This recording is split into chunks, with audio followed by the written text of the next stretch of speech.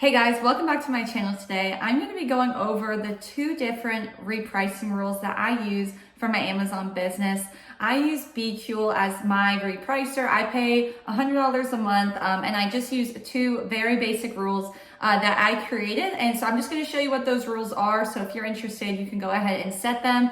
I don't use any AI at this time. I just don't know enough about it to get into it. So this is what I've stuck with and it's done pretty well for me. So first, what we're going to do is log into your BQool account. From here, it's going to take you to the main page. You can see right now I have a 9.33% of Buybox wins. That's pretty decent for me right now. I don't have too many ASINs in FBA. So let's go ahead and go on to the next section. So from here, you're going to go ahead and go to repricing rules at the top. And here are all the different AIs that you could choose from. You can look at it. Again, I haven't personally looked at these. I just use these two basic rules. So there's two different ones I use. There's an FBA no buy box and a maximize profit one. Now I created these off of Field of Profit, also known as Warner. He did a video on this and I pretty much copied it like to the T from his, and that's what I've been using. So I want to give him credit for that. But I'm just going to show you the exact same rules, just so if you want to go ahead and use what I use, you have that. Pretty much FBA no buy box means you're an FBA seller, but for whatever reason, the buy box is suppressed. So it means that FBA and FBM are going to be fighting for essentially the lowest price. And in this case, my FBA will match the lowest price, whether it's FBA or FBM. For maximize profit, this is when there is a buy box and I'm trying to maximize my profit. So I'm only competing with FBA sellers at that point. So those are the two main differences. FBA no buy box, I'm competing with FBM and FBA sellers. And then maximize profit is when I'm only competing with other FBA sellers to win that buy box. So we're gonna go ahead and go into FBA no buy box first. So this is exactly what it looks like. Custom rule, just named it the FBA no buy box. And you can put a description here if you need to, so you can remember when to use this. Next, we're gonna hit competitors. You're gonna say, who would you like to compete with when you're not in the buy box? And I'm gonna say, I'm competing with the lowest price. So this is saying, I'm competing with Amazon, I'm competing with FBA, and non-feature FBA. I'm gonna compete with all of these with the lowest price. You can add on the FBM as well, or you can not. So because you are still Prime, you can go to the lowest FBA offer versus the lowest FBM. So you can just select this, totally up to you. Right now I have it selected off where I'm only competing with FBA, so that you can just play with, see what works. Next, we're gonna say set my SFP offers as FBA. Then you're gonna say set competitors SFP offers as FBM. Pretty much you're just gonna copy this straight on. So I'm just letting you see this so you can copy it, follow along, and put it here. Here we go, we have exclude sellers positive feedbacks lower than 80%. I wanna stay competing with sellers that are having feedbacks of 80% or higher, because if they're lower, I don't really wanna compete with those sellers, because a lot of times they're not going to get buy box as maybe I would, as long as my ratings are good. I'm not going to compete with someone who has 25% positive ratings. It's just unlikely that they may get buy box because that's going to hurt them. And then I have exclude sellers total feedback count lower than 1. Again, I only want to compete with sellers that have been selling for a while that I know that are most likely to going to get the buy box. And then I have exclude sellers with back ordered products. I don't want to compete with someone who not even getting their product in a month. So if there's a delay, I don't want to be competing with them because their stuff's not available right now. So then we're going to go ahead and hit next. And so now we're looking at getting the buy box. So these are the different things I have here. So when competitor is above minimum price, we're looking at competitor's price. I don't really have too much set here. Here we have, when competitor is below minimum price, use auto compete. When competitor equals minimum price, use minimum price.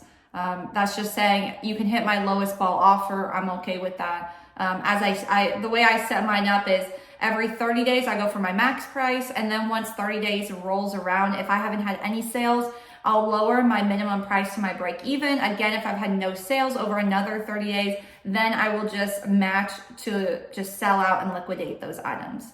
So here we say when all competitors are below minimum or above maximum, what do? Do not reprice anything here. When you are the only seller, we're going to use my max price. When competitors excluded by your settings, do not reprice. All these things are just making sure that everything is aligned to what I want them to do when there's no buy box here. And then underneath what it says, when adjusted price equals or is below minimum price, again, we're just going to use that minimum price because we want to be competitive as best we can. And then right here for the advanced setting, FBA versus Amazon, when my listing is FBA and competitor is Amazon. Here I'm going to say when competitor is above minimum price, we want to use the competitor's price. And I put right here 5%. And then when competitor is below minimum price, use auto, compete, auto. And then when the adjusted price equal or is below minimum price, we're going to use minimum price. And then we're going to hit next. And here I just said raise my buy box price to maximum profit within a penny. So essentially, this is just to stay in the buy box. I want, if I'm able to, when I'm in the buy box, I don't want to just have it jump up. So if you get into the buy box and you have your repricer jump you up $5, you may end up just getting right out of the buy box. So I'm telling this rule is saying, hey, slowly increase me. See if I can increase it a little bit more, make a little bit more money when I'm in the buy box without losing it. And it says when adjusted price is above max price, just don't reprice. And again, you're choosing your competitors, whether FBM, FBA, Amazon, or non-featured FBA. So here we go. And then it says when adjusted price is lower than your price. I think I have this off anyway, so doesn't matter what that says. So next we're gonna look at this custom rule. So this is talking about repricing here. So this is pretty much saying at this time, every single day, as I have it repeated, I'm gonna have where my price, it's gonna increase it by 5%. The goal here was that if your repricer increases by 5% all your items, your competitors, if they're using a repricer like this, all of them should bump up as well. So this is just a way to help kind of like increase your margins a little bit and kind of help everybody increase their price and not tank a listing, bring it back up for a little bit more profit. And then you're gonna hit next. You're just gonna make sure everything looks good, and then you're gonna hit save and finish, and that's it. Next, we're gonna go into the maximum profit here. So here, again, I just said maximum profit, and then here is the rule description. You can read this if you like. It's pretty much just saying how you're gonna be competitive with FBA offers. It just kind of gives you a more broad range. You don't need to have that. Again, that was something I got from Warner's video. So here we're gonna say we're gonna compete with buy box price. So we're gonna, here we only wanna compete with Amazon FBA and then non-featured FBA. So here we're gonna filter, so we're gonna say set my SFP offers as FBM, set competitors to FBM, and then down here we're gonna do exclude sellers positive. We're gonna do the same thing, 80%, less than 1, and then exclude the back orders. Hit next. So here we're going to be talking about the custom rule. So this is when the buy box winner is above our minimum price. We just wanted to max buy box price. That's what we're looking at. When buy box winner is below minimum price, just use the auto compete. And when buy box winner is equal to minimum price, just use the minimum price because we want to sell our stuff. And then the next one is when buy box winners found above max price, we're just going to hit max. We don't want to go anything above our max price. And then when buy box winners are below our minimum price, we're going to go ahead and just keep it at our minimum price. And again, when buy box winners are found below our minimum price, we're just going to stay at our minimum price. We're not going to do anything fancy. When the buy box is suppressed, we're not going to reprice at all because this is now going to get changed. This kind of goes out the window, this rule, when the buy box gets suppressed. When the buy box gets suppressed, whenever I'm checking on my repricer, I just quickly look and I see, does any of my rules need to be changed? If so, I'll just change it back and forth as needed. Here, competitors, when you're the only seller, again, we want the max price when we're the only seller. And when buy box winner is excluded by your settings, we just don't want to reprice again. And then when adjusted price equal or is below your minimum price, again, just using minimum price. Really basic and a little bit repetitive when making these rules, but that's what I have here. All these are turned off. And then here we want the buy box setting. We want to raise our buy box again to within a penny again and adjust the price and we're just gonna use the max price if needed. But that's just, again, slowly building up. So if you can increase it by a little bit while you're in the buy box, get that extra little bit of money. We want that to happen. And then you're gonna hit next again. And I have that same schedule. So, every single day at a set time, it's gonna raise all my prices by 5% in the hopes that all the other sellers are also having a similar thing set up on their repricer. Then we're gonna hit next. You're gonna look, make sure everything looks good to you. You're gonna hit save and finish. If you go to your listings and go to active listings, so here you can see all of my items. So if I go to fulfillment and I go to FBA and I hit active FBA and hit search, we're gonna look over on this side here. So this is where you set your rules. And then this is where you know if it's a buy box plus shipping. If there's a number here, it means there's a buy box. If it's 0 like down here, then you know that there's no buy box and the buy box is essentially suppressed.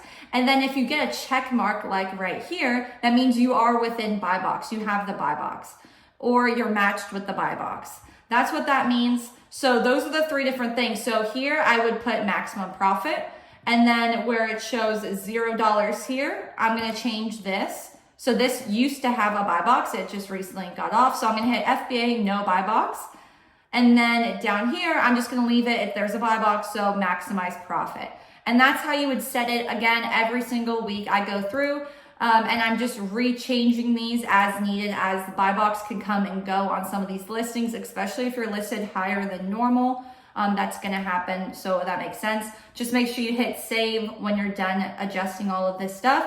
But that's gonna be it. So I hope you guys like this tutorial. I hope this helped you, guide you with using BQool as repricers. Could just be super confusing, especially on how to manage it. I'm probably not even using this to its full potential.